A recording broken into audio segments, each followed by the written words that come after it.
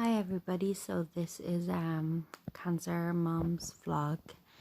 I made my first video yesterday and just explaining my story so far.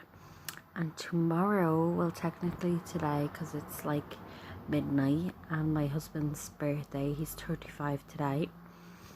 And last year I got diagnosed with cancer for the first time a day before his birthday. And he didn't see me the whole weekend because I went home to my mom's. Sort of ran away a little bit. Took the kids with me, ran away, but because I just couldn't really deal with it and process it. And I remember my auntie packing up all my stuff that I needed, you know, the baby's car, clothes, everything like that. And we went to my mom's house and my cousin turned up, Shauna. She was heavily pregnant at the time. And I just burst into tears because I just learned that I had cancer. I was going to have a hysterectomy. And I was like, "You're so big." She's like, "Are you crying because I'm so fat?" I was like, "No." And told her, God love her, she was so upset.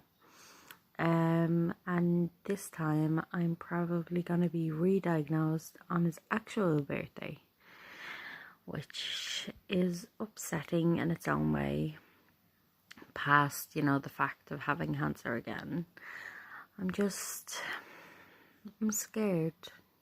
I don't want to have cancer again. I don't want to go through it. It makes my statistics an awful lot harder to be.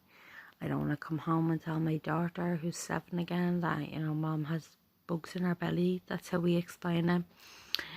And I don't want to lose my hair again. Not for vanity's sake, it's just...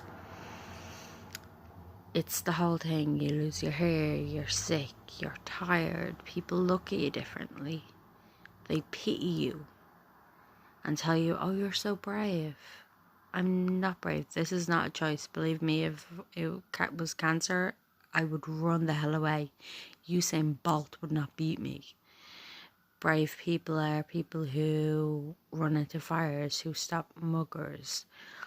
I'm a survivalist because I want to survive. I don't want to have this fight, but I'm gonna fight it.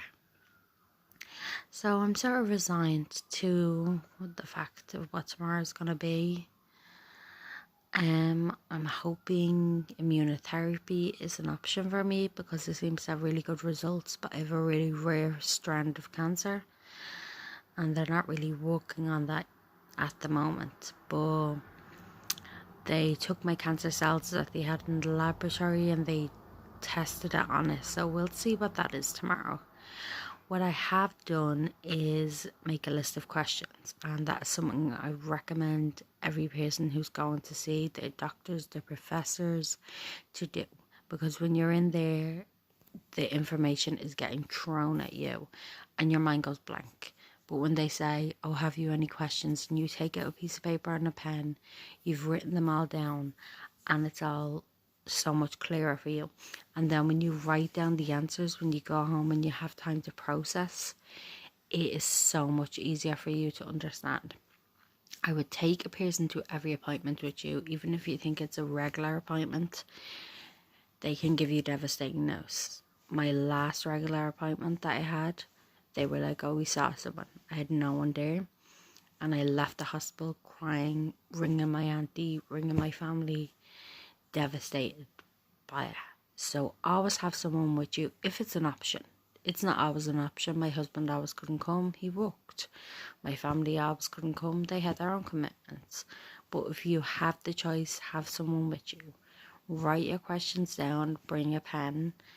And having someone there is also good because you can ring them later and be like, "What did they say when I asked them that?" Because sometimes it's a lot of information to take in at once. And ask the questions that you want to ask. When I go back tomorrow, I'm going to ask about alternative therapies. My doctor has not really been open to that, but my question on my paper is, if you're not open to alternative therapies, can you recommend me a place to go or someone to speak to that is?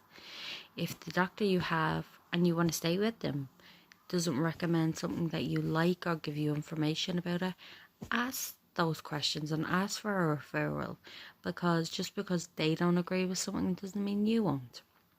And I'm a person who believes in Western medicine. I've had chemotherapy, I've had radiotherapy, but I also believe that other things can work in conjunction with it. So that's it. I'm just sort of waiting for tomorrow. I always find the day before you go to hospital is the longest night. It'll be 8 o'clock, 4 hours will pass, and it'll feel like it's still 8 o'clock at night. So I'm just waiting. I'm praying, and hope if anyone sees this, pray for me too. And hope for the best.